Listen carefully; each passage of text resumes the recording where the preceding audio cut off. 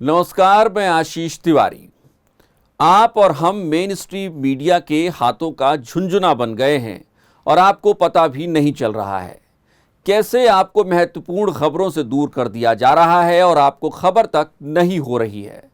अब तक आपको लगने लगा होगा कि इस देश में एक ही शख्स हैं जिनका अपमान हुआ है और वो हैं देश के उपराष्ट्रपति जगदीप धनखड़। यही नहीं, आपको अब तक ये भी लगने लगा होगा कि इस देश में अगर ऐसे अपमान के खिलाफ खड़े होने वाली कोई पार्टी है तो वो है भारतीय जनता पार्टी। आपको ये लग रहा है तो कोई गलत बात भी नहीं है। आपने देखा कि कैसे एक निलंबित सांसद ने उपराष्ट्रपति की मिमिक्री की और इसके बाद हंगामा मच गया। विपक्ष ने पूरे 1 घंटे खड़े रहकर इस मसले पर विरोध जताया तो पीएम ने उपराष्ट्रपति को फोन कर बात की। जब अपमान का दावा करने से लेकर इस दावे वाले अपमान के खिलाफ विरोध को एक इवेंट बना दिया जाए और फिर इस इवेंट को न्यूज़ चैनलों के माध्यम से घर घर तक पहुंचा दिया जाए तो ऐसा तो लगना ही चाहिए। पिछले कुछ सालों में ऐसे इवेंट्स और इन इवेंट्स की मीडिया मार्केटिंग हमारे रोजमर्रा की जिंदगी का एक बड़ा हिस्सा तो बन ही गए हैं। हम चाय की दुकानों में बहस का मसला अखबारों और न्यूज़ चैनलों की बहस को देखकर ही तय करते हैं। अब आप सोचिए कि कितने न्यूज़ चैनलों और मेन स्ट्रीम मीडिया ने साक्षी मलिक के मसले पर चर्चा की। साक्षी मलिक ओलंपिक जैसी प्रतिस्पर्धा में पदक जीतने वाली पहली भारतीय महिला पहलवान हैं। जब साक्षी मलिक ओलंपिक पदक जीतकर आई होंगी तो भारत में वुमेन एम्पावरमेंट की बहुत सारे बातें की गई होंगी। पीएम मोदी ने भी साक्षी मलिक से मुलाकात की थी और उनसे हाथ तक मिलाया था। पीएम ने अपनी ये फोटो अपने सोशल मीडिया अकाउंट्स पर साझा की थी। साक्षी मलिक अब इस खेल में नहीं हैं। दरअसल उनके साथ ही खेल हो गया। साक्षी मलिक अब कुश्ती और खेलों से दूर जा चुकी हैं।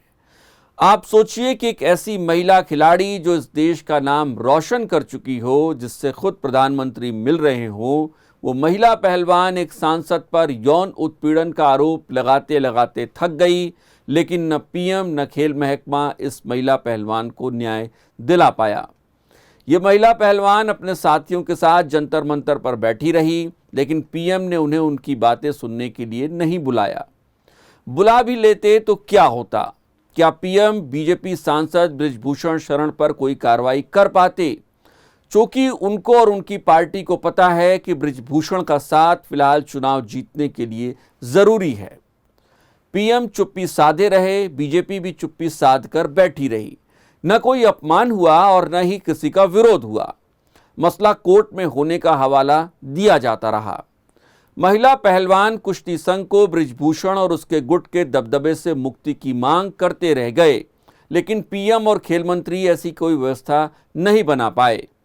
बृजभूषण शरण सिंह के खास संजय सिंह जब कुश्ती संघ के अध्यक्ष बने तो महिला पहलवानों ने हार मान ली। पहलवानों को रात में जबरिया धरना स्थल से हटाने पर भी अपमान नहीं हुआ था और न ही महिला पहलवानों के लिए की गई शौचालय की व्यवस्था को बाधित करने पर कोई अपमान हुआ था। साक्षी मलिक जाट हैं, लेकिन साक्षी मलिक का अपमान जाटों का अपमान नहीं हुआ, लेकिन जगदीप धनखड़ जाट हैं और उनका अपमान जाटों का अपमान हो गया। सोचिए कि अपमान के नाम पर भी देश में एक राय नहीं बन पा रही है। तय ही नहीं हो पा रहा है कि साक्षी मलिक का अपमान अपमान है या फिर उपराष्ट्रपति का अपमान अपमान माना जाए। क्या यह बेहतर नहीं होता कि पीएम साक्षी मलिक को फोन करते और कुश्ती छोड़ने का फैसला वापस लेने का अनुरोध करते? पीएम ये भी कह देते कि मामला कोर्ट में है और न्याय मिलेगा, इसका भरोसा रखना चाहिए। हो सकता है कि पीएमओ को साक्षी मलिक का फोन नंबर न मिल पाया हो। फिर उपराष्ट्रपति का फोन नंबर तो उनके बंगाल में राज्यपाल रहने के दौरान ही शायद सेव कर लिया गया होगा। उसे तलाशने की जरूरत तो पड़ी ही नहीं होगी। जिस दिन जगदीप धनखड़ के अपमान को जाटों और किसानों का अपमान बताकर बीजेपी के नेता प्रेस कॉन्फ्रेंस और विरोध प्रदर्शन कर रहे थे, उसी दिन मणिपुर में कुकी समुदाय के 87 लोगों के अंतिम संस्कार की खबरें भी आ रही थीं। ये वो लोग थे जो मणिपुर में हुई हिंसा में मारे गए थे और जिनके शव पिछले तकरीबन 7 महीने से मुर्दा घर में ही रखे हुए थे। आपको ये सोचना चाहिए कि आखिर मणिपुर हिंसा में मारे गए इन 87 लोगों के शव पिछले 7 महीने से मुर्दा घर में ही क्यों रखे गए थे?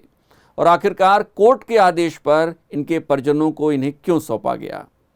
इसी मणिपुर में जब महिला को नग्न घुमाया गया और उसका वीडियो वायरल हुआ तो क्या ये इस देश की समूची महिलाओं का अपमान नहीं था, या फिर सिर्फ उपराष्ट्रपति जगदीप धनखड़ का अपमान ही जाटों का और किसानों का अपमान हो सकता है। आप सोचिए कि आपको खबरों के नाम पर क्या परोसा जा रहा है। बुद्धू बक्सा अब तक समझदार नहीं हो पाया या फिर ज़रूरत से ज़्यादा समझदार हो गया है। इस पूरे वीडियो को आप एक बार नहीं बल्कि बार बार देखने की कोशिश करिएगा। हमारी बातों में अगर आपको कहीं कोई गलती दिखाई पड़ती हो तो हमें कमेंट करके ज़रूर बताइएगा। बाकी सच यही है कि हम और आप अब आदमी नहीं, सिर्फ झुनझुने रह गए हैं। अगर आप हमें फेसबुक पर देख रहे हैं तो हमारे पेज को फॉलो करें, और अगर आप यूट्यूब पर देख रहे हैं तो हमारे चैनल को सब्सक्राइब करना और बेल आइकन दबाना न भूलें। नमस्कार।